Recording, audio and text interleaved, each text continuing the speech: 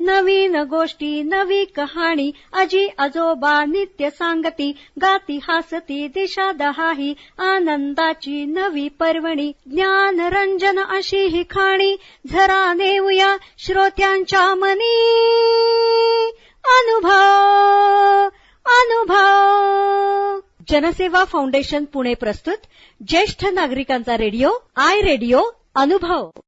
राष्ट्रीय समाज रक्षा संस्था, सामाजिक न्याय व सबलीकरण मंत्रालय, भारत सरकार, मीडिया फॉर कम्युनिटी फाउंडेशन पुरस्कृत ज्येष्ठ नागरिकांसाठीचा आय रेडिओ अनुभव. प्रकल्प समन्वयक डॉक्टर आर श्रीधर आणि आलोक वर्मा. रेडिओ समन्वयक पूजा मुरादा, कौशल्या आणि साई सुधा.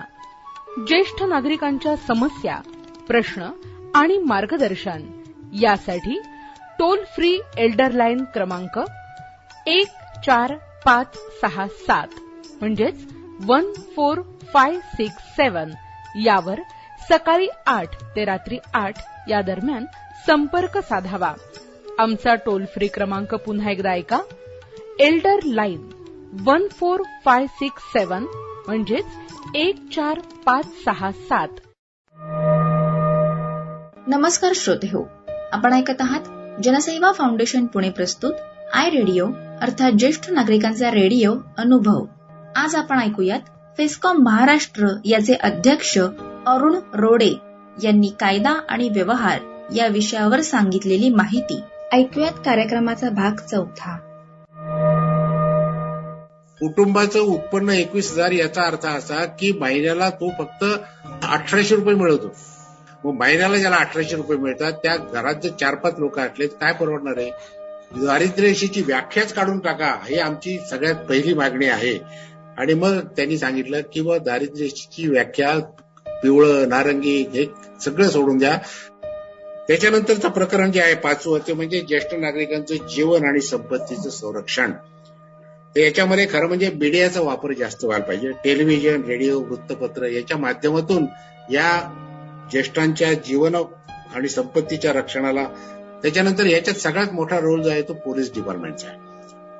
आता पोलीस डिपार्टमेंटच्या संदर्भामध्ये बऱ्याच ठिकाणी आता भरोसा सेल निर्माण झालेले आहे. आता पुण्यामध्ये तर विशेषतः जो भरोसा सेल निर्माण झालेला आहे त्याच्यामध्ये 1090 ही हेल्पलाईन नंबर दिलेला आहे. या नंबरवर जर फोन केला तर तुम्हाला त्या ठिकाणी मदत मिळू शकते. आणि विशेषतः प्रत्येक प्रभागामध्ये, प्रत्येक वॉर्डामध्ये जे पोलीस स्टेशन आहेत तर त्या ठिकाणी ज्येष्ठ नागरिक सहाय्यता कक्षाची निर्मिती केली. त्या भागातील ज्येष्ठ नागरिकांचे नाव, त्यांचे मोबाईल नंबर्स वगैरे जे आहेत ते त्या ठिकाणी घेतले जातात. आणि एखादी जर कंप्लेंट आली तर त्या संदर्भामध्ये त्याला ताबडतोब तो कॉन्स्टेबल जातो. आता आम्ही ज्यावेळेला या भरोसा सेलमध्ये मी स्वतः त्या ठिकाणी ऍडव्हायझरी कमिटीवर आहे, आमच्या 3 महिन्यांनी मिटिंग होतात. तर तिथल्या ज्या प्रमुख आहेत त्यांनी मला सांगितलं, सर आम्हाला मॅक्झिमम फोन असे येतात की गेले कित्येक दिवस घरामध्ये माझ्याशी कोणीही बोललेलं नाही, एखादा कॉन्स्टेबल माझ्याकडे गप्पा मारायला पाठवा. काय परिस्थिती आहे पहा तुम्ही. या न्यूक्लिअर फॅमिलीमध्ये ज्येष्ठांच्या बरोबर संवाद करायची देखील कोणाची इच्छा नाहीये. त्याला कॉन्स्टेबल पाठवा म्हणावं लागतोय, माझ्याशी 2 मिनिटं बोलायला पाठवा, माझं मन मोकळं करायला पाठवा. याच्याकरता डे केअर सेंटर पाहिजे की त्या डे केअर सेंटरच्या माध्यमातून निदान तिथे समवयस्क एकमेकाचे सुखदुःख एकमेकाला सांगू शकतील. प्रकरण 6 जे आहे ते अपराध आणि विचारणा संबंधी प्रक्रिया. तर ज्येष्ठ नागरिकांची देखरेख आणि सुरक्षा याच्यात जर अडथळे आणील, त्यांना आधारहीन करील तर त्यांना 3 महिनेपर्यंत दंड, कारावास आणि 5,000 पर्यंत दंड. आता हा 3 महिनेपर्यंत कारावास आता की तो नवीन अमेंडमेंटमध्ये 6 महिन्यापर्यंत वाढवलाय आणि 5,000 पर्यंत दंड किंवा दोन्हीही 6 महिने कारावास किंवा 5,000 दंड. ही दंड प्रक्रिया संहिता 1973 मध्ये कुठलीही बाब असेल तरीही या अधिनियमाच्या अधीन प्रत्येक अपराध हा दखलपात्र आणि जामीन पात्र असेल. आमचा अनुभव असा आहे, आमचे ऍडव्होकेट बीटी निसळ हे या संदर्भात खूप काम करतात. 50 केसेस नुसते पुण्यात आमचं काम चालू आहे ज्येष्ठांच्या संदर्भात. आणि हे 4 लेख लिहिले होते, यांना वाली कोण. मीडियाच्या माध्यमातून आपण त्यांच्यापर्यंत गेलो नाही तरी त्यांच्यापर्यंत जाण्याचा हा मार्ग आम्ही त्या ठिकाणी घेतलेला आहे. आणि शेवटचं 7वं प्रकरण जे आहे संकीर्ण, तर त्याच्यामध्ये हे काम करणारे अधिकारी सेवक समजले असतील. सिव्हिल न्यायालयाच्या अधिकारापासून दूर सद्भावनाने केलेल्या कार्याची कार्यवाही संरक्षण असं आहे. तर मित्रांनो, एकंदरीत हा सगळा कायदा असा आहे. आता याची अंमलबजावणी नक्की कशी या पद्धतीने करायची आणि फेस्कॉम याच्या संबंधात नक्की काय करतं, तर हे मी तुम्हाला थोडक्यात सांगणार आहे. विशेषतः तुम्हाला सांगितलं की डॉक्टर नरेंद्र जाधव ज्यावेळेला पुणे विद्यापीठाचे कुलगुरू होते त्यावेळेला मे 2008 मध्ये पुणे विद्यापीठामध्ये ज्येष्ठ नागरिक सहाय्यता कक्षाची निर्मिती झाली. मी स्वतः पुणे विद्यापीठाच्या या ऍडव्हायझरी कमिटीवरती आहे आणि दरवर्षी आम्ही बजेटमध्ये पण काही मंजूर करून घेतो.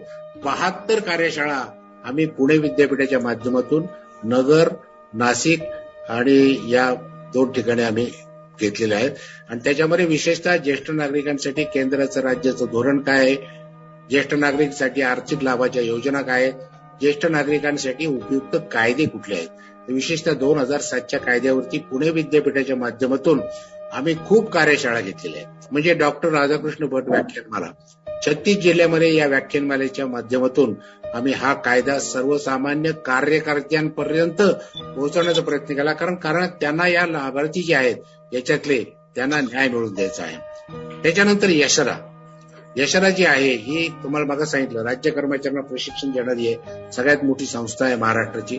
त्या ठिकाणी आम्ही 80 आमचे ज्येष्ठ नागरिकांचे कार्यकर्ते तयार केले आणि प्रत्येक डिस्ट्रिक्ट ऍडमिनिस्ट्रेटिव्ह ट्रेनिंग सेंटरमध्ये 36 जिल्ह्यांमध्ये आमचे कार्यकर्ते राज्य कर्मचाऱ्यांनाच हा कायदा शिकवतात. ते कारण राज्य कर्मचाऱ्यांना ज्येष्ठांचं नक्की धोरण काय आहे, आर्थिक लाभाच्या योजनांचे GR काय आहेत, कायदा काय आहे याचीच माहिती नाहीये.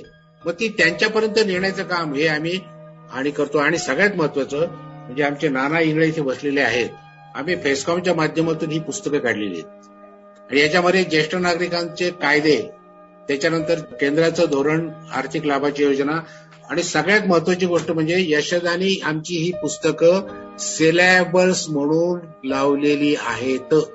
म्हणजे फेस्कॉमच्या खऱ्या अर्थाने कामाला एक मानाचा तुरा मार मिळाला आहे की यशरासारखी संस्था फेस्कॉमनी काढलेली ज्येष्ठांसाठीची पुस्तकं ही सिलेबस म्हणून त्या ठिकाणी वापरत आहे.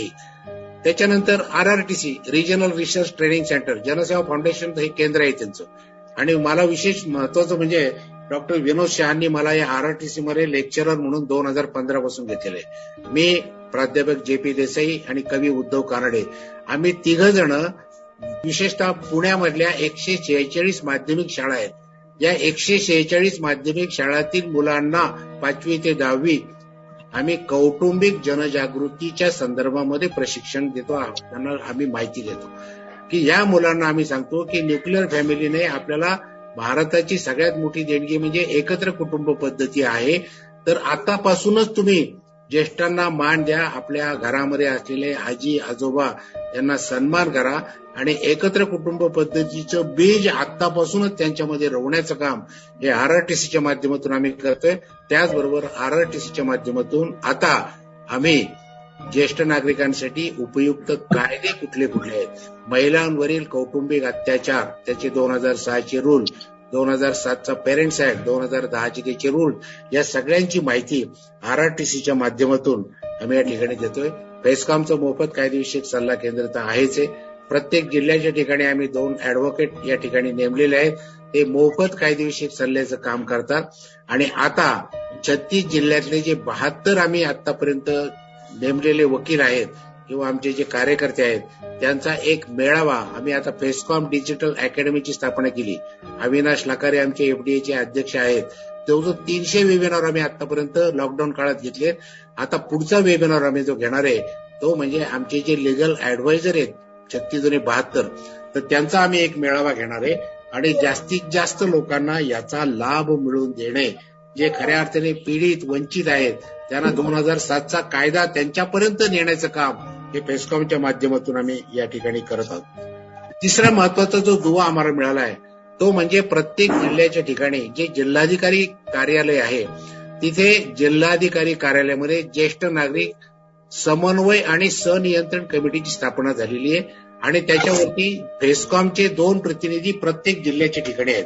म्हणजे 36 जिल्ह्यामध्ये 72 फेस्कॉमचे प्रतिनिधी हे त्या दर 3 महिन्याला होणाऱ्या मीटिंगमध्ये हजर असतात. आणि त्या मिटिंगला पुण्यातून तर मी स्वतः आणि चंद्रकांत महामुळे आणि प्रत्येक जिल्ह्याच्या ठिकाणी आमची 2 माणसं आहेत. त्या ठिकाणी जिल्हाधिकारी, समाज कल्याणचे आयुक्त, प्रत्येक स्वराज्य संस्था म्हणजे ग्रामपंचायती, जिल्हा परिषद, पंचायत समित्या, नगरपालिका, महानगरपालिकांचे सीओ हे सगळे येतात आणि एकूणच ज्येष्ठांच्या संदर्भामध्ये जे काही त्या ठिकाणी प्रलंबित प्रश्न आहेत त्याच्यावरती पूर्णतः शहानिशा होती. आमचे इथले जे कलेक्टर साहेब आहेत डॉक्टर देशमुख, अतिशय ब्रिलियंट माणूस आहे. म्हणजे मी त्यांना एखादा प्रश्न विचारल्यानंतर ते सांगायचे, सर थांबा, काय प्रॉब्लेम आहे? जुन्नरचा तहसीलदार तुमच्या ओळखपत्राचे गठ्ठे पडले, सह्या करत नाही, फोन लावा. त्यांनी लगेच जुन्नरच्या तहसीलला फोन लावला, 100 तुमच्याकडे फॉर्म पडले, तुम्ही सह्या करत नाही. फेस्कॉमचे अध्यक्ष माझ्याकडे बसलेले, त्यांनी तक्रार केली, 2 दिवसाच्या आतमध्ये तुम्ही सह्या करून द्या आणि मला तसा रिपोर्ट करा. म्हणजे प्रश्न निर्माण झाला की तो जागेवर सोडवण्याचं काम हे जिल्हा कलेक्टर, कारण तो जिल्ह्याचा राजा आहे, त्याच्या शब्दाला मान आहे.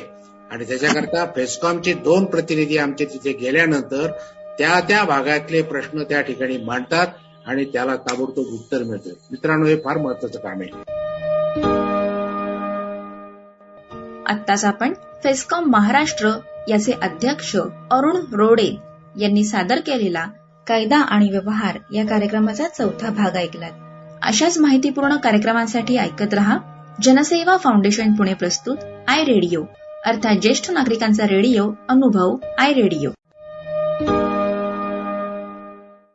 देखिए, जीवन के चक्र में उम्र ढलना एक आम सी बात होती है और इसका बहुत अच्छा उदाहरण आपके सामने इस समय बैठा आपसे बात कर रहा है. लेकिन जिंदगी के इस पड़ाव में कभी कभी ऐसा पल भी आता है जब आपको कुछ मदद की जरूरत पड़ती है, चाहे वो पारिवारिक हो, स्वास्थ्य संबंधी हो, आर्थिक हो, कोई विवाद हो या शोषण का मामला. लेकिन आपके इन सभी जरूरतों को देखते और समझते हुए भारत सरकार ने शुरू की है एक एल्डर लाइन, जहां आपको मिलेगा आपके सारे समस्याओं का समाधान. फोन नंबर है 14567. अब भले आपके बच्चे आपके साथ रहते हो या किसी दूसरे शहर में हो, ये है आपका अटूट सहारा. तो बस जिंदगी के उन सुनहरे लम्हों को संजोकर अपने आज को बेफिक्री से आप जिए, क्योंकि अब ओल्ड एज बनेगा गोल्डन एज. कैसे? 14567 याद रखिएगा.